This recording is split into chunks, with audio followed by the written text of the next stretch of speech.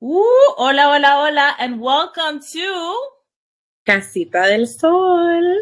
Yes. Today we are starting off with a really fun segment that we started on the last episode, and it's Dicen que. ¿Qué dicen, Carla? ¿Qué dicen? ¿Qué dicen? Dicen.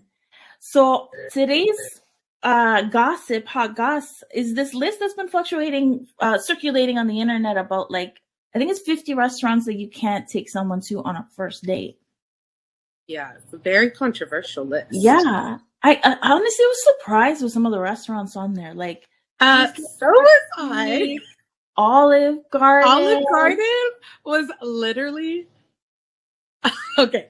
16-year-old Michelle was taken to Olive Garden by my baby daddy, my daughter's dad, as a first date, and I thought, ooh, this is nice. It was nice. I don't know, this is nice. And then that they're supposed to pay for it. What do you think about that? Not only are you have to take me to something that is not on this list, you have to pay for it. Okay, so I do have a thought on that. Okay, my husband asked about this. Mm-hmm. Okay. Okay, and here's my thought, and I should preface it that yes, while I have been married for close to 19 years, we were separated for 3 of those. And during our separation, this grown-ass woman had to learn how to date in what's considered this modern age dating. Right, yeah. And that was 5 years ago. And so my take on this is, 1, if you're inviting me on the date, like you're initiating it, you've asked me, because women now ask men too on dates. Okay, so if you're asking me, you the man, it's true. Yeah. If you the man asking me on a date, I'm going to naturally assume that you're going to pay for it. However, I had a thing that if during the date, I felt like I'm more going to friend zone you, I would be okay paying my half. If I felt like I was not going to give this person a second date and I did not see it going anywhere, this is me, I would not mind paying half and going what's considered Dutch. I was talking to a prima and she's like, I only go halves with men I respect. Because if they're coming at me all like misogynistic, like, oh, I'm going to take care of this and then you're going to give me that.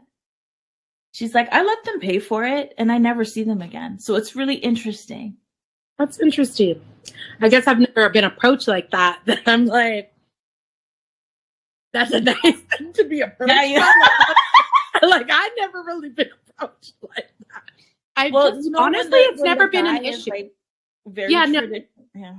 Yeah, I guess it's never been really an issue. I've had more men that it's more of a traditional thing, not from a machisto type of, because I could see it coming off like that. So I was very fortunate. I think I've only had 1 or 2 dates where, I was left looking like, boy, you're an independent woman. You got this, right?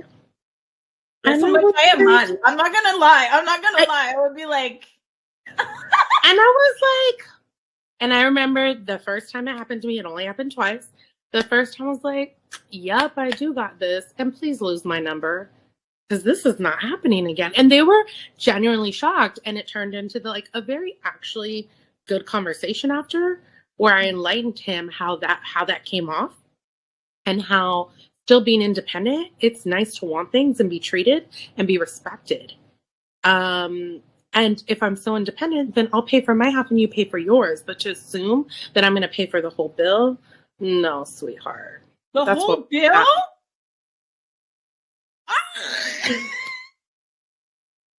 The you got this was the whole bill, girl. You got this, right? Oh no, that's terrible. And then he expected a second date too. That's what was funny about this one. Because I was independent and he went on this whole ramble of, because I'm so independent and we women preach about feminism. Well, feminism is paying our own way on dates. I mean, it's tricky because there's an argument that he's making, but he's almost like weaponizing it in real life, you know? That was the thing. And here's the thing. I'm okay listening to arguments. So I even sat there after to listen to his argument. And it was the delivery and the tone behind it. I want to have this argument. Mira, papi, you know, you want to date a femme? Do you know how much nails cost, hair costs? You know that Latinas make the smallest amount of money in the U.S.? Like, are you kidding me? I will accept you paying full price as tribute, motherfucker, because that's how I'm feeling about it. Like, all this, I mean, that day I was looking real good. No, I'm like, you see, that's why I'm not dating. I was like, and you see why I'm back with my husband. Okay, Yeah. Yes. Like, on the real, I'm like, the grass isn't always greener on the other side. And if I'm going to I'd rather deal with his bullshit all day for the rest of my life than some brand new cat expecting that I'm going to pay for all his shit. No. Crazy. Never, ladies, never. Yeah, it's different, I think, when you're married. Obviously, whoever, like me and my husband, you know, I understand that everybody handles their finances differently, but we're more like, when we go out, oh, I got this or I got this. It's different when you're married, you know? Yeah, and also when you're married, people, if you're dating to marry, those restaurants on that list are going to look pretty freaking good to you eventually. Hubby and I love Cheesecake Factory. Yeah. The options, girl. Yeah, if you're like dating to have a glamorous dating life, okay. But if you're like dating to get married, like this is the reality. Yeah. And it's I know it seems like whatever chewy or lame, but like you wish is beautiful. And there's something very comforting, and I just feel like that list said a lot about people, and I'm not trying to hate, okay? But then you wonder why you're single. Girl, you probably should be looking at your expectations. Because I never also understood why women who don't have a PhD want a man to have a PhD. Well, what are you bringing to the table? Because see, I look at it from both. I'm bringing my ovaries, okay? I don't think for a woman that, like, stay in your lane. Sorry, this is not saying settle. This is just saying, here you are, this woman, and if you're a high achiever and you're independent, successful, want that for yourself. But if you're not a doctor and you want a doctor and you're only looking for a doctor, I'm sorry. I think there's something really deeply wrong with that. I see. So like when someone is like, isn't really able to see like the humanity of other people, you know, you could be missing out on some really quality people. Maybe he works for a nonprofit. So maybe he's not a doctor, but maybe he has a really good heart. He's stable. And I just learned that in my dating experience, you know, just sometimes, heck, I learned that with my husband. My husband knows this, the person I dated before my husband, okay, had the moon, the stars, everything. He had his own home, mind you, in my early 20s, this person I dated right before my husband had his own home, had a boat, had a successful career. I met my husband. Boat? Girl, he had a boat? He had a boat. He did. He had a boat. Met my husband. Okay. My husband didn't have a pot to piss in. Yeah. But I fell in love with my husband, and I did not have the same chemistry. And mind you, when my husband met me, I did live on my own. I was successful. I, for at that age, living on my own already at 23 and being independent, having a job and having a car. And I looked at my husband, and none of that mattered. Like, to me at least, like none of that mattered. And fast forward, really funny story quickly. I saw that person a year ago. I ran into them at a market under like having candles. And I was with my husband's cousin, and he made that gentleman made sure that I understood what I missed out on, because as we started talking, it was very cordial, like, oh my God, hi, how are you? Oh, hi, what are you doing here? Oh, I'm coming to check on my yacht. Well, doesn't even have a boat anymore. He had a yacht parked at the marina behind me. True story. Are you guys still friends? Because I kind of want to hang out on a yacht. I'm not going to lie. This fool had a yacht. Okay, so that was one. He made sure to make sure that I knew. I was like, oh, how's your boat doing? Oh, I have a yacht. I asked how his business was doing, which at the time was just like a regular fencing business. And he goes, oh, I'm in commercial now. I'm building resorts in the wine country. Hook it up. Okay. Like, okay. So anyways, this conversation, that was that. I was happy for him. Great. He's obviously married, moved on and all that. But he's like, great seeing you, bought a few candles. And when he's left, my husband's cousin was like, oh, like, who was that? And then when I told her, she's like, girl, that's my husband's because that could have been your life.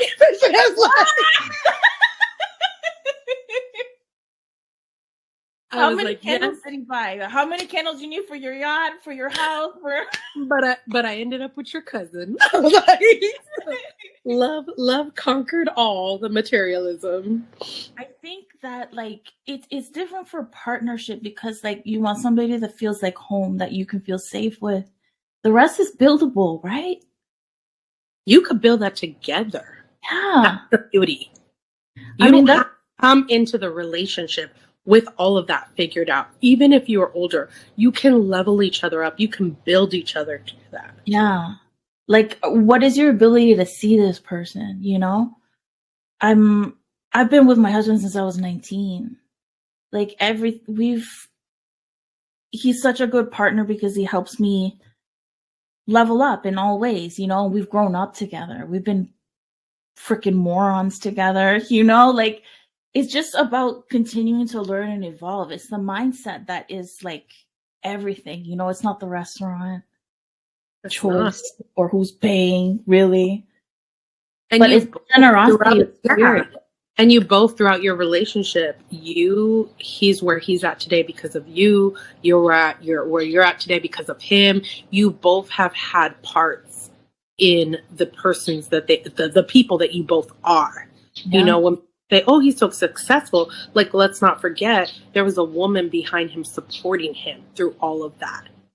Yeah. I entered the corporate world around the same time we started dating.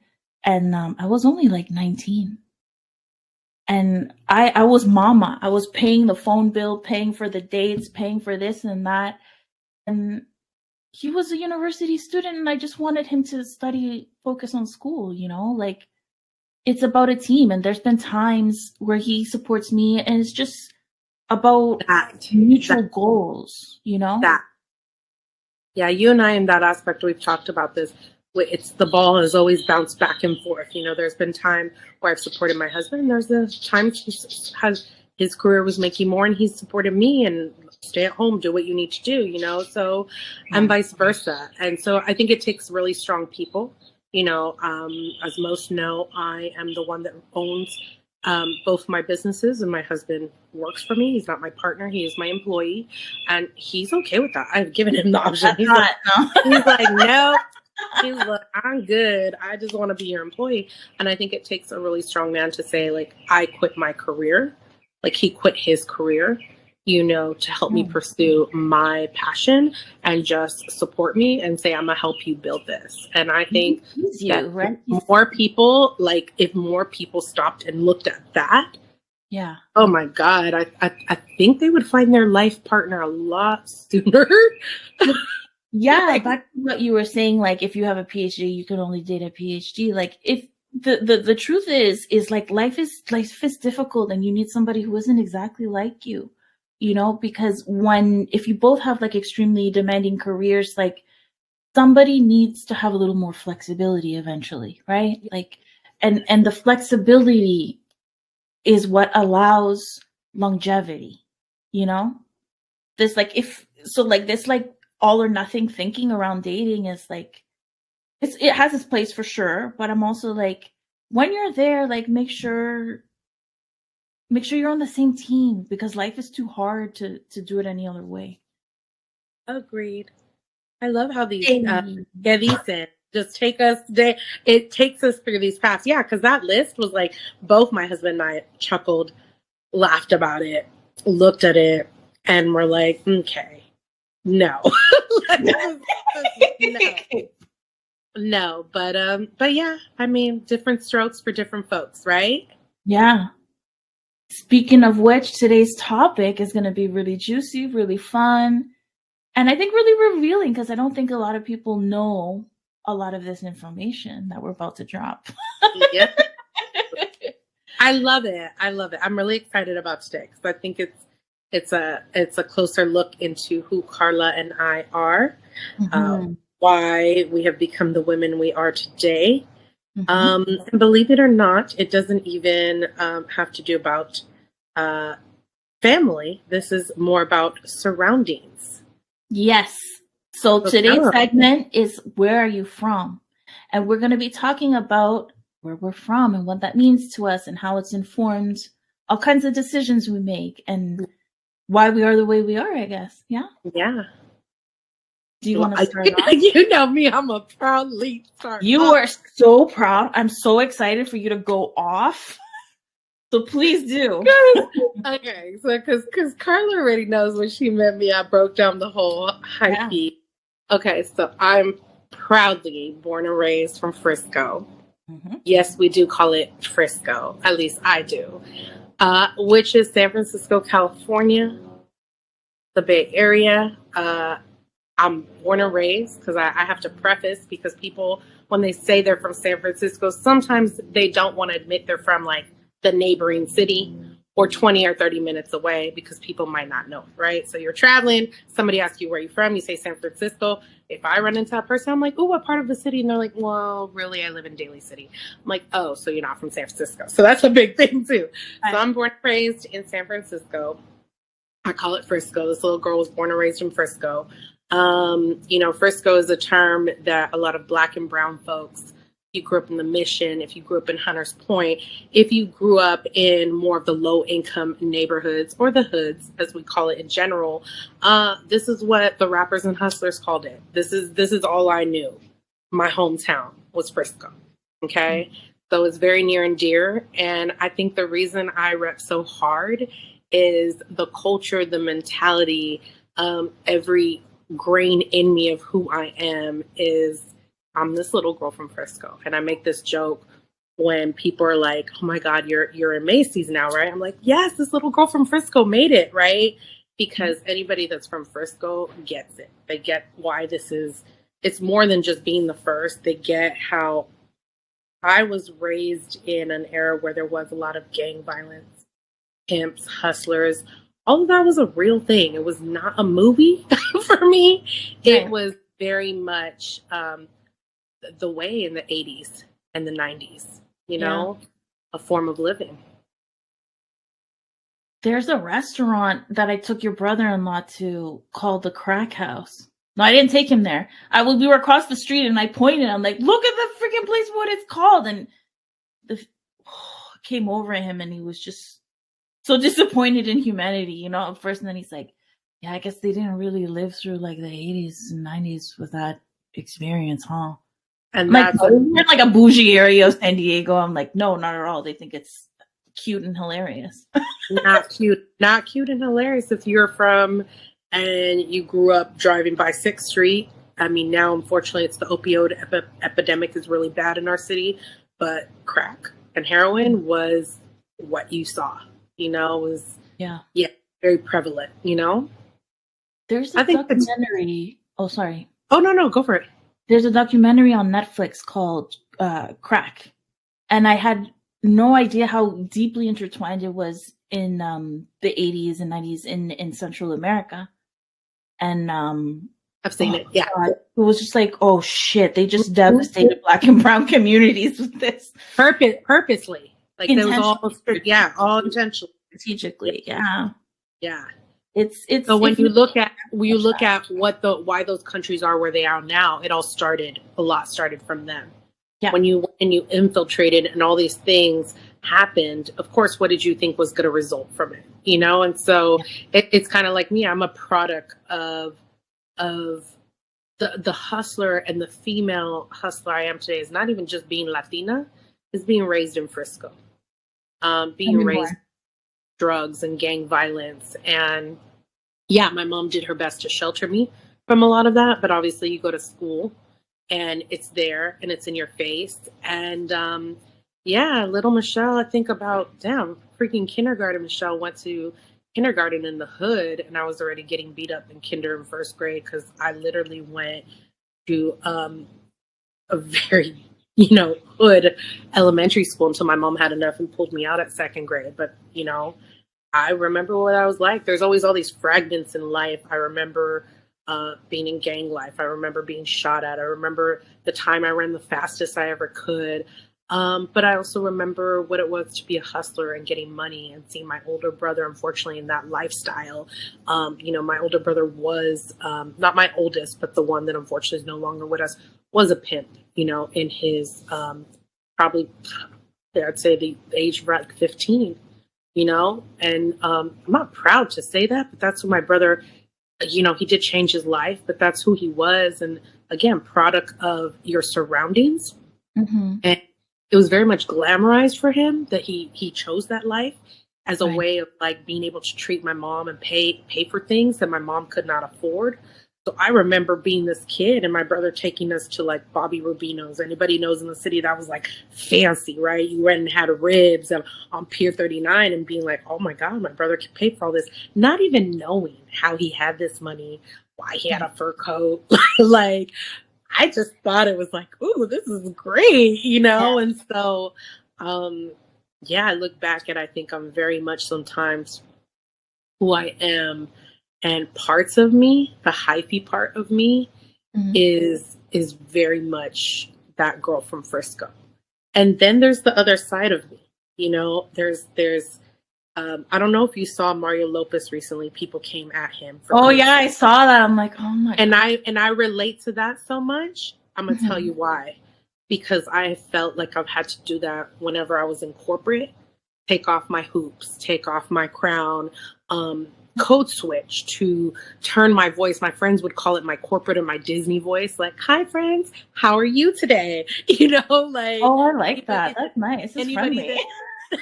anybody that knows me, and I've also worked for Disney. So like I got what's up, Disney? to get that paper sometimes, Yeah. I've had to code switch as early as in my early 20s when I was in my first corporate job, and there's something so beautiful about now being this grown woman and just kind of like being who I am. But I'll be honest, in my other business, which is my event planning business, I deal with a lot of high profile corporate companies that are paying me a lot of money. And even my social clients are different of demographics. So am I gonna be hypey and hood? No. I'm gonna be the first to tell you what you're getting. Does that make me unauthentic? No. Right. Doesn't. I'm still who I am, Yeah. but these are all little things of our environment that we take, that we mold, that shape us. We have to stay adaptable, and I heard something recently is like, don't judge someone else's survival strategy, just because it might not look like that to you, but everybody is like doing what they can with what they have. Yeah, I saw that with Mario, and I was like, I've always loved Mario Lopez. Okay, I can't believe that he's so Chicano. I can't believe people are like, I just have an issue when our culture wants to go after people like him and Jessica Alba, and like, oh, all of a sudden they want to be Latinos. It's like they were always Latinos. Like how they chose to exemplify that, how they chose to represent that, that's on them. Well, who are we? When did we become the police of who needs to show and how they need to show their Latinidad? Like, I shared a cab with this guy from Facebook a while back at an event, and we were talking, and he's like, you're Salvadorian? I'm like, yeah. He's like, full, not half. I'm like, yeah. He's like, but born there? Yeah. Oh, okay. And then all of a sudden I get all this credibility because I was born there. But I was 9 months old when we went to Canada. I don't understand these. And when people ask me, like, where are you from? Who are you? If I say Salvadoreña and I tell them I left at 9 months, they're like, pues usted es canadiense. No es Salvador. Okay. I don't know what people are asking me when they ask, where are you from? That bothers me. I'm going to tell you, we've had this conversation because I feel like I've always gotten that my whole life. Like, where are you from? Well, first of all, I'm from Frisco. But if you ask me what my ethnicity is, what do I identify as? South American indigenous, And when I would say I'm like Peruana, because there was a point in my life where, I'll be honest, I was embarrassed of my Argentinian side. My father's Argentinian. I didn't claim that shit. I'm going to be honest. Because every time I claim that shit, people would be like, oh, sos creída, or you're stuck up. And that's not how I was raised. I was predominantly raised in a Peruvian household with a mama que era bien peruana, bien peruana. If you know, you know. You had a... I know. I grew up with Peruanos, so bien fancy. Which my mom was more of the humilde fancy, like the fancy. Pero fancy.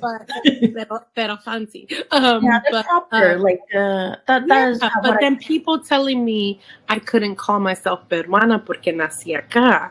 I did not appreciate that because my mom took me from birth every year, my entire life, to Peru. So I grew up with my cousins, with my family, with the food, going to El Centro. Like I went every year and I grew up with my culture.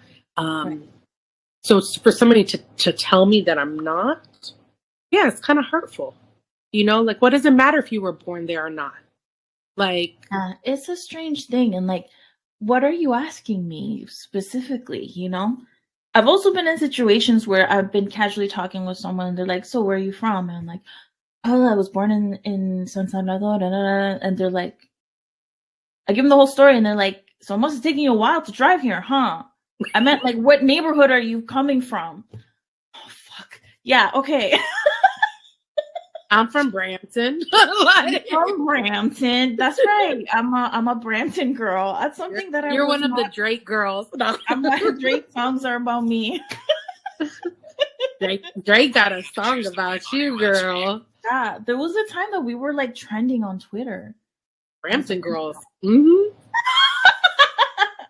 So I'm from. So tell us, Carla, where are you from? Where am I from? Okay, so I was born in San Salvador in 82. As you might know, there's a big war. We managed to immigrate to Canada. I grew up in Toronto, Canada until like grade 4. Oh, I don't know if it's the same thing. But anyways, I grew up in Don Mills and Eglinton in the 80s, which was rough. Not the safest place. I grew up, you know, just to even see guns in Canada is wild. You know, we don't have the same gun culture. So like I'd be seeing guns, I'd be seeing all this shit, and it's like pretty not the average. It was not the safest place, but that's where we grew up. Eventually moved to Brampton. And Brampton is a really interesting place because what happened was there's a huge boom. Sometimes it reminds me, you know, how they have like the Inland Empire here, and there's like lots of warehouses, and all the Mexicans that work at the warehouses. So Brampton was kind of like that.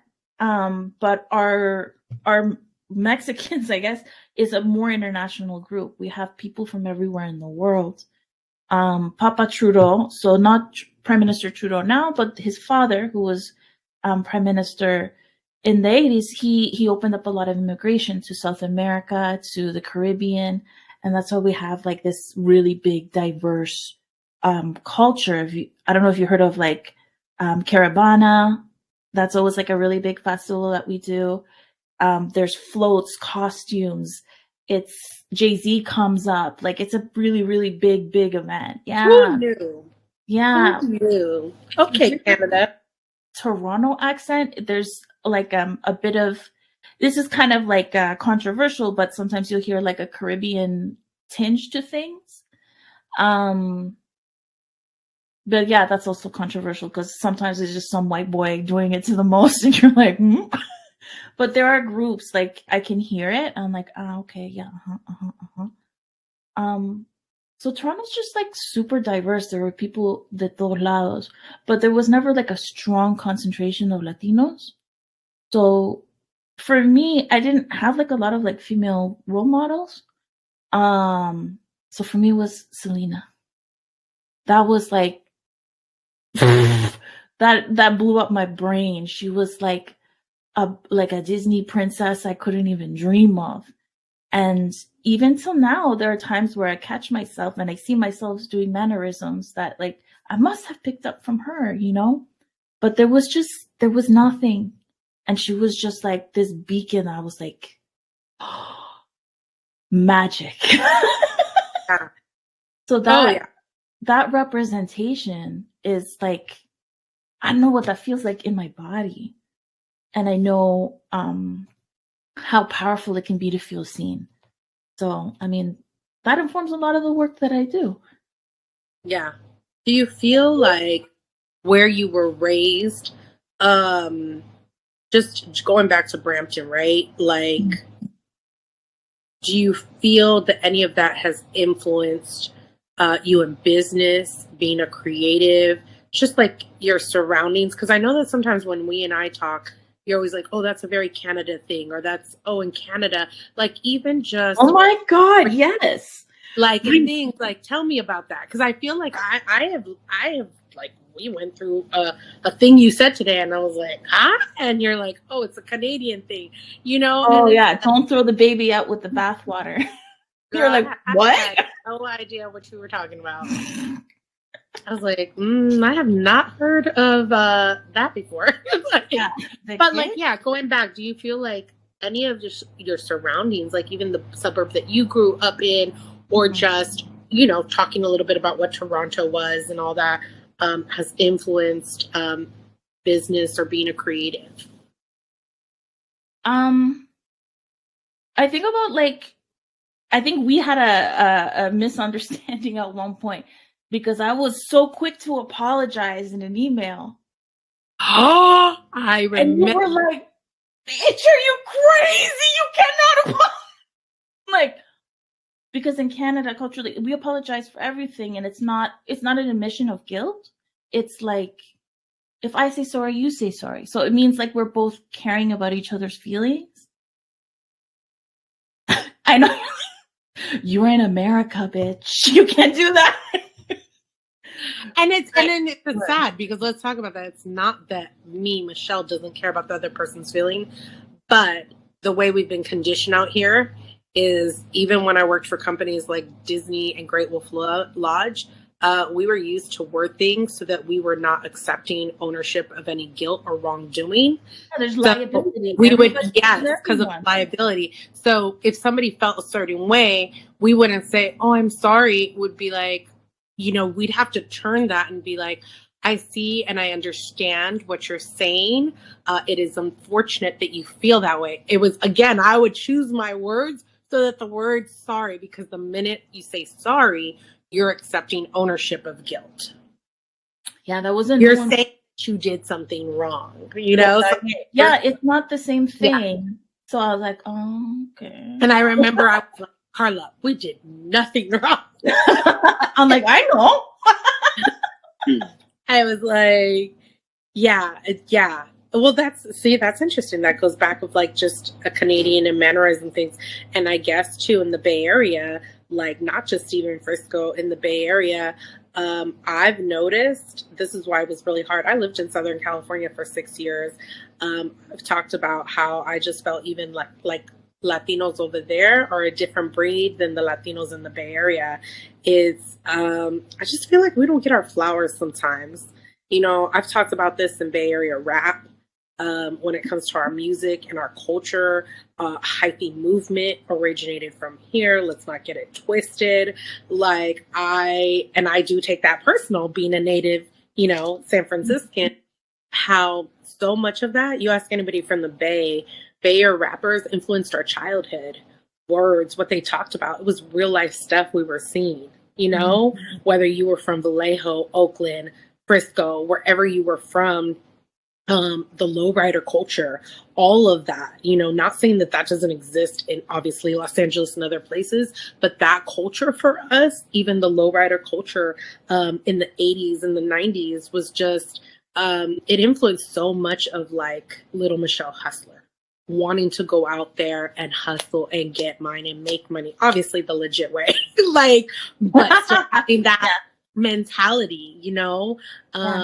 I did not want to follow obviously in the footsteps of my brother, my middle brother at the time, you know, and yeah, he cleaned up his act, but he learned the hard way. He went to jail for a few years, you know, for drug dealing and things like that, and then, you know, got his life together and made his living the right way. But sometimes you have to go through all of that, right? And that was a product of like what you were seeing, what was being glamorized. For me, it was gang life. Unfortunately, you know, I did get into gangs at a very young age. So now I'm this grown woman that has learned to have to like check herself. I know it may sound funny when you see those shirts like you can't take the girl off the, you know, you can take the girl off the hood, but you can't take the hood off the girl, right? I feel that sometimes because I feel like I am not Chola Michelle anymore. Take it down. Yeah, I've had but if you get me there, I'm too old. Me sube la presión, my blood pressure. Get the fuck out of here. I'm retired. Don't bring me out of retirement. But no, obviously, like I've changed my life drastically in my early 20s, and I love who I am.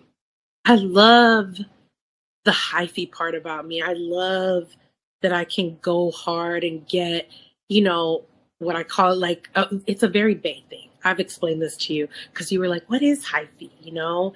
And it's more than just a dance. It's a movement. It's like you feel stuff, and only like people from the Bay can get it when a song comes on and it makes you feel all these things.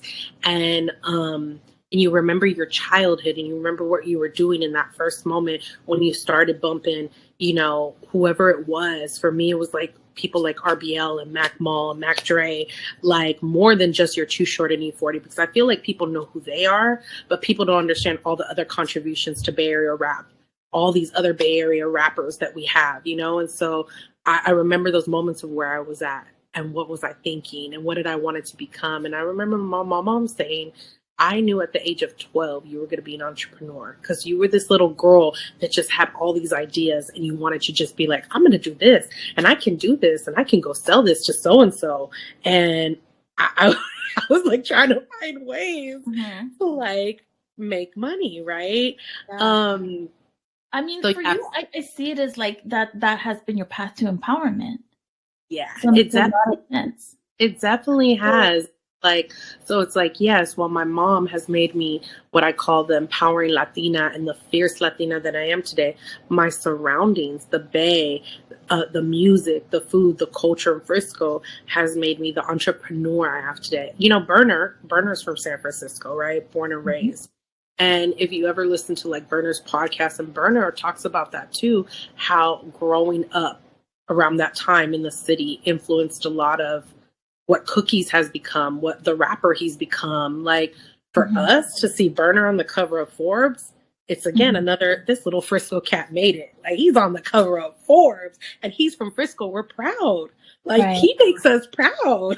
Like that shit is like, wow, you know, like we rap hard for people that go on to make it. You got Sweetie from the Bay Area, you got Kalani, like G-Eazy, like one of my favorites.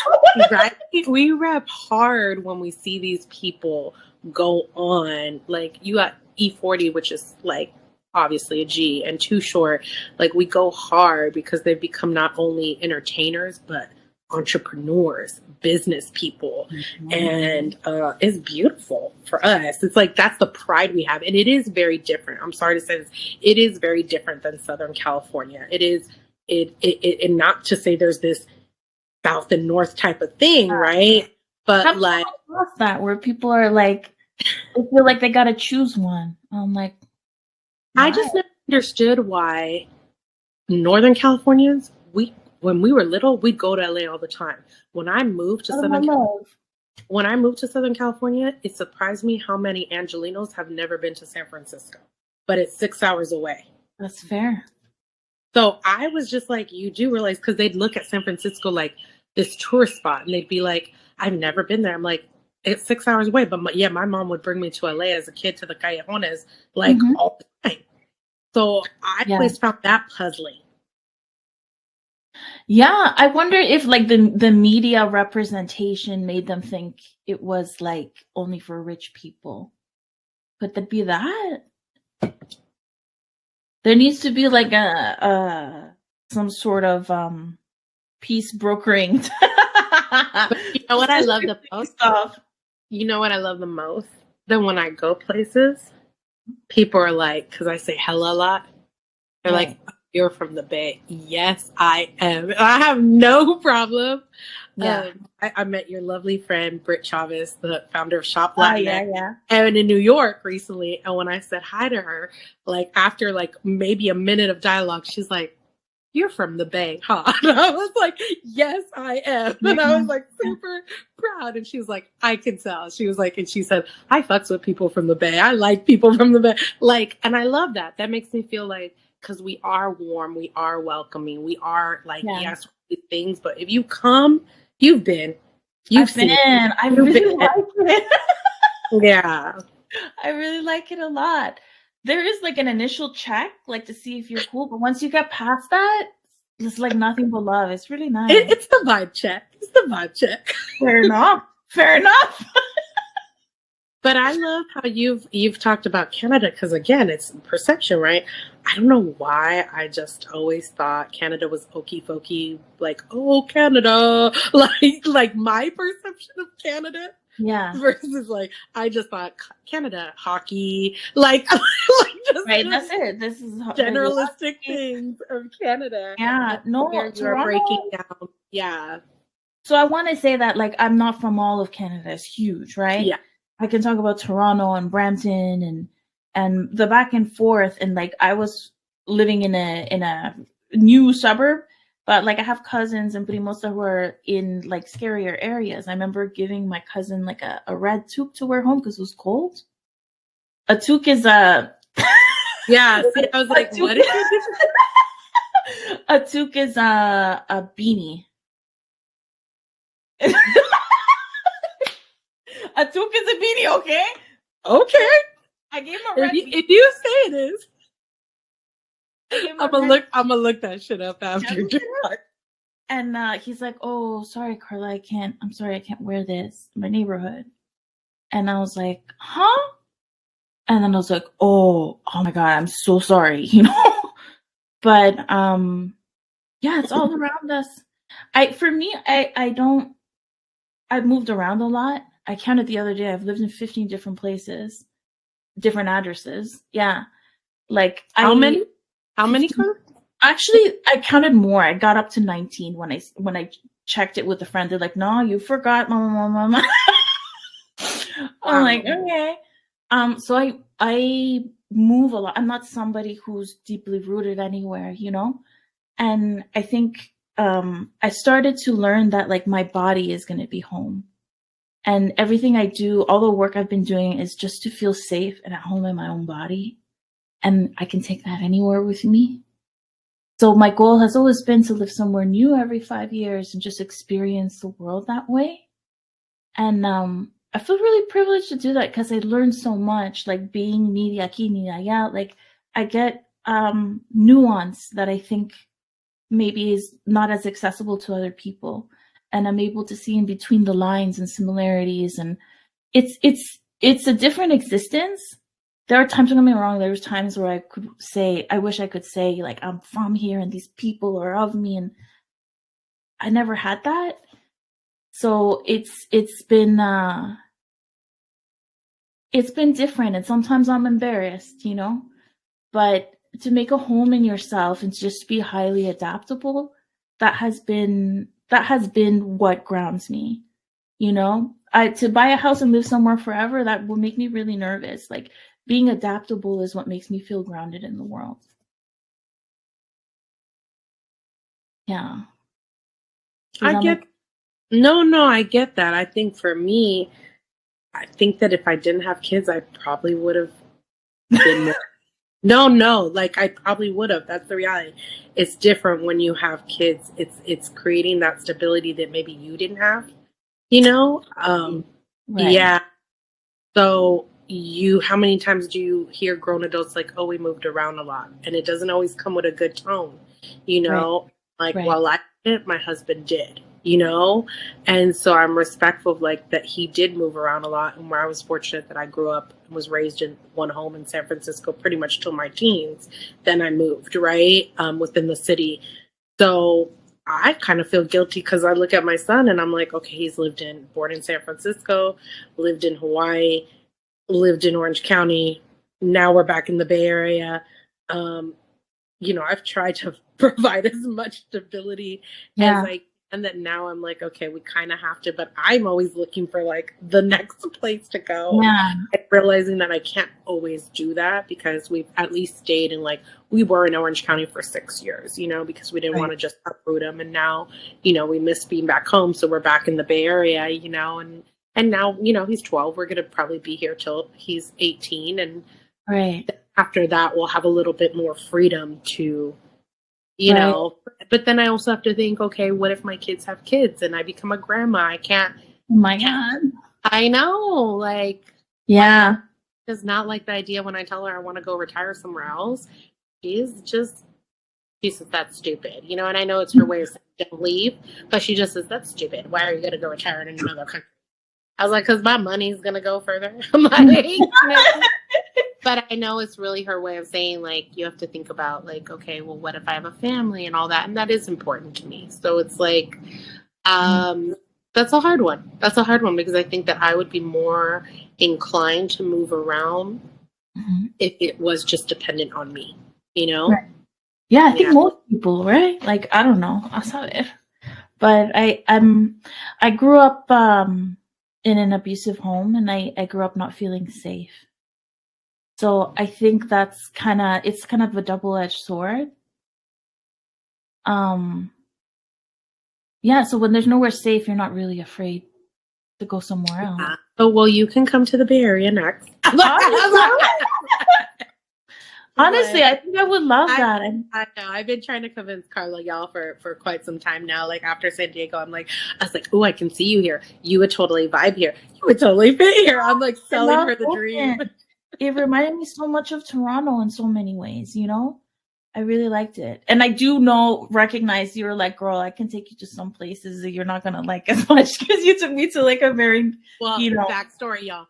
And so one day Carla and I are in Oakland and she's all loving it. And then she's like, I want to move to Oakland. I'm like, okay, let's stop for a moment. Not every part of Oakland is like what I showed you. And I love Oakland. But I was like, girl, there's parts and then there's parts, you know? Yeah.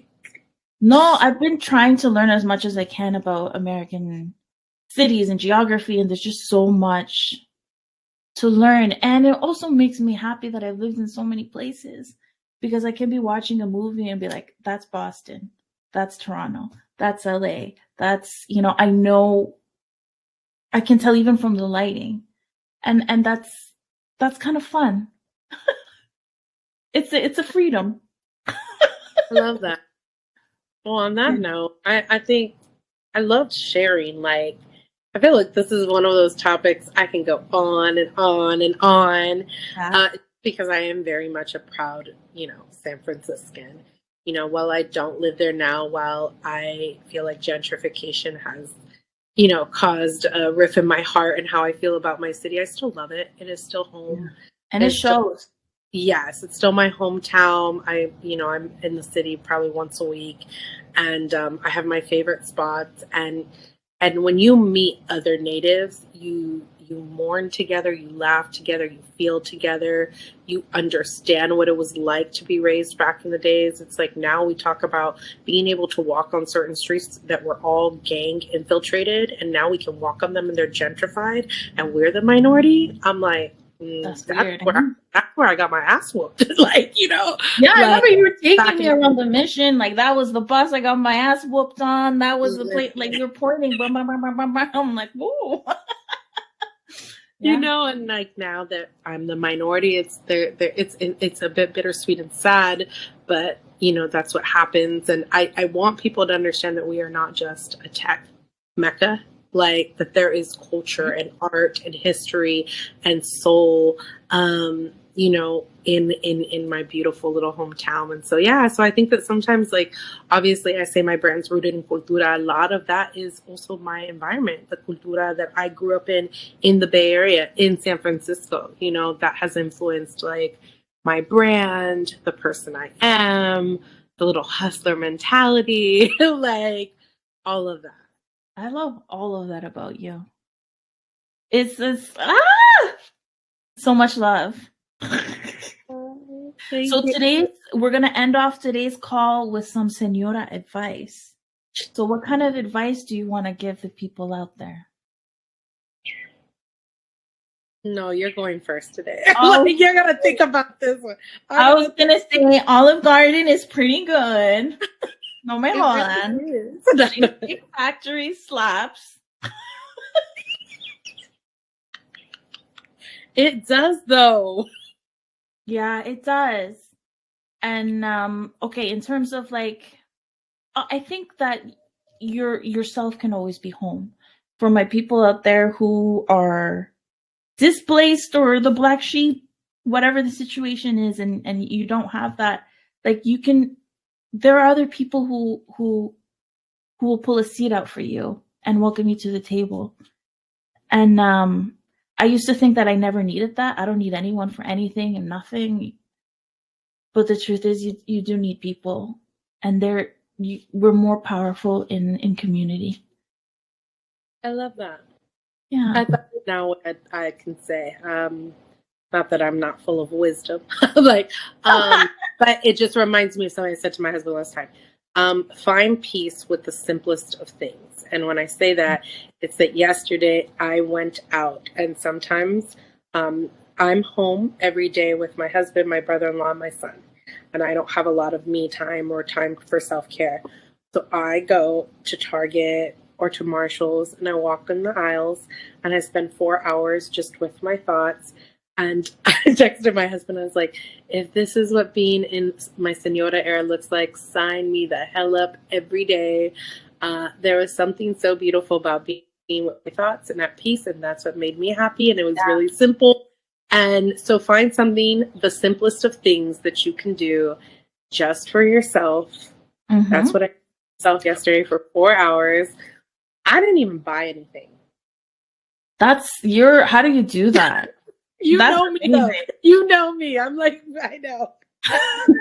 I'm frugal. Carla would have came out with 4 bags. And then I would have been jealous because I would have been like, oh, I like that. Oh, I want that. Oh, I need that. You know, and I probably should have bought it. But it was really just more being able to walk around. And my husband has given me that space to understand that sometimes I just need to leave the home to be with thoughts and be with myself, because I constantly feel like there's somebody at home, and that's my form of self-care, and that's my wisdom for y'all, is find simple acts of self-care. That seems silly, but it was simple for me, and it was nice. It was peaceful. You know, take your hot girl walks at Target, wherever you want to take them. I got a stroller for my Chihuahua. I've been walking him in the stroller with my big ass hat, and it's been nice. Just to be outside, you know, so be creative with your hot girl walks. Take them wherever you want. I love that. That's good advice. Solid. I love this for us. I'm outside today because the mood, you know? Yeah, it's a vibe. Thank you, everybody, for listening. If you had like a favorite line or a favorite quote, drop it in the comments. Feel free to ask us anything. Send us voice memos. We'd love to hear from you. Yes. All right. Well, as we always say, we exit this con mucho amor y energía. Bye.